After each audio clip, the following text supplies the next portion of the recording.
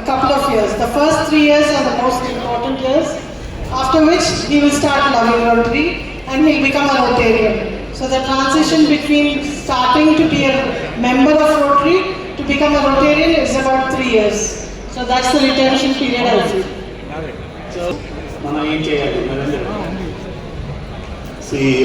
రిటెన్షన్కి first యాక్చువల్గా reasons problem ఎక్కడ జరుగుతుందని తెలుసుకునే వాటికి సొల్యూషన్ వెతికి ఫస్ట్ చేయాల్సింది ఏంటంటే రిటెన్షన్కి ఆల్రెడీ ఉన్న మెంబర్స్ సీనియర్స్ అయినా వెళ్ళిపోవడం జరుగుతుంది. కానీ కొత్త మెంబర్స్ని రిటెన్షన్ చేయాలంటే as soon as they joining in the club first 6 months foundation period కింద వాళ్ళని వెరీ ఫస్ట్ మంత్ వాళ్ళకు ప్యాషనేట్గా ఫీల్ అయ్యే ప్రోగ్రామ్స్ని డిజైన్ చేస్తూ వాళ్ళని ఇన్వాల్వ్ చేయాల్సిన అవసరం ఉందండి. ఇవి నాట్ ఇన్వాల్వ్ దే సింప్లీ బయటపడడానికి అవకాశం ఉంటుంది. రిటెన్షన్ ఫస్ట్ అది. అండ్ రెండోది వచ్చేసి వాళ్ళకి ఓన్ ప్యాషన్గా వాళ్ళు చేస్తున్నప్పుడు వాళ్ళు ఓన్గా ఫీల్ అవుతారు, ఓనర్షిప్గా ఫీల్ అవుతారు. అది అలాంటి ఫీలింగ్కి ఒకటి 2 కాంట్రిబ్యూషన్స్ ఇచ్చినా లేకపోతే వాళ్ళకి క్లబ్ని వెల్కమింగ్ అనేది చాలా ఇంపార్టెంట్ అండి. వాళ్ళకి వెల్కమింగ్ సరే గ్రీట్ చేసి సీనియర్స్తోని అలా కలిసి ఉండడం వాళ్ళు ఏదైతే డిజైర్స్తో వస్తారో అది ఫుల్ఫిల్ అయినప్పుడు వాళ్ళు ఉండడానికి రిటైన్ అవ్వడానికి అవకాశం ఉంటుంది.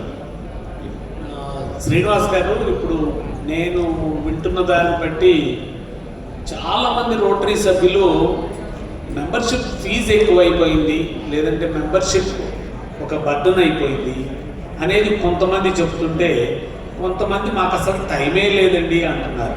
సో దీని మీద మీరు ఏదన్నా చెప్పగలరా? థ్యాంక్ యూ రాజశేఖర రెడ్డి గారు.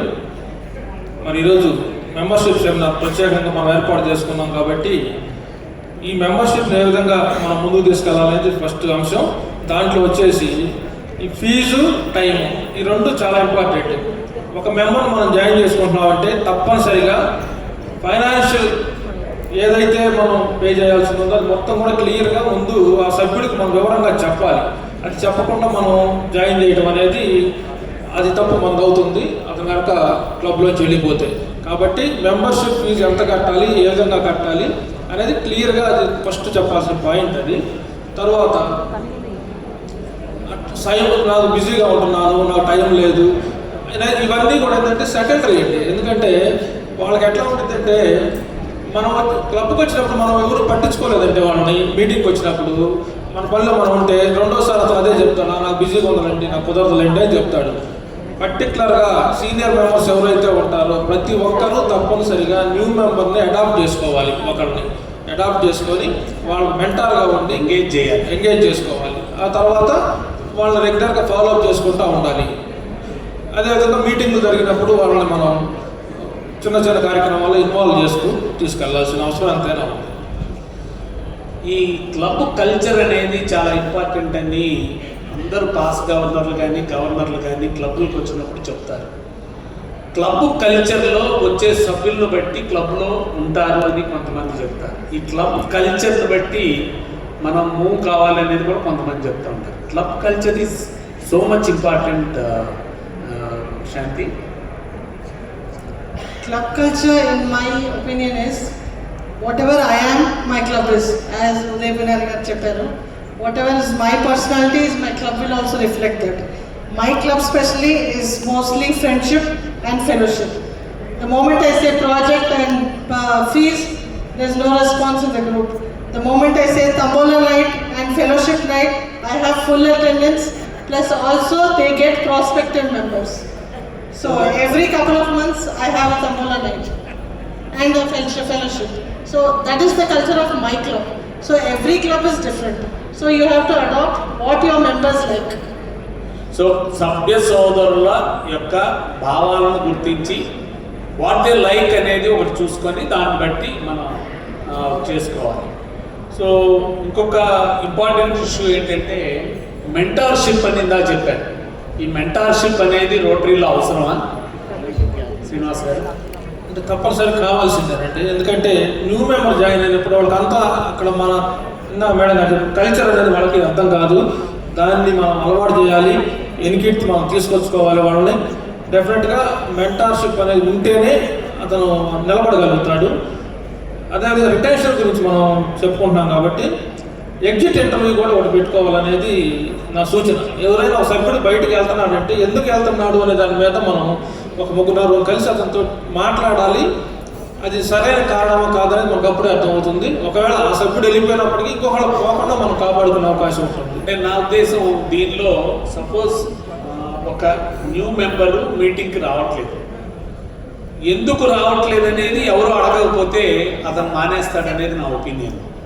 అలాగా ఎవరో ఒకళ్ళు ప్రెసిడెంటో సెక్రటరీనో మెంబర్షిప్ చేయరో ఒక బాధ్యత తీసుకొని ఎందుకు రావట్లేదు అని అడిగే సిస్టమ్ ఉంటే ఒక ప్రెసిడెంట్ దాన్ని ఇనిషియేట్ చేస్తే అది బాగుంటుందా?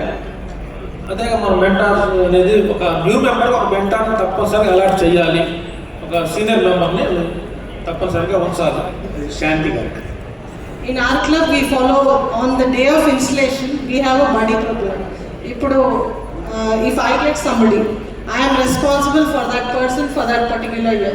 So, eppudu meeting jarigina, vaalla teeskoni raavadani, that's my responsibility. If they don't come, I am answerable. So, people will ask me.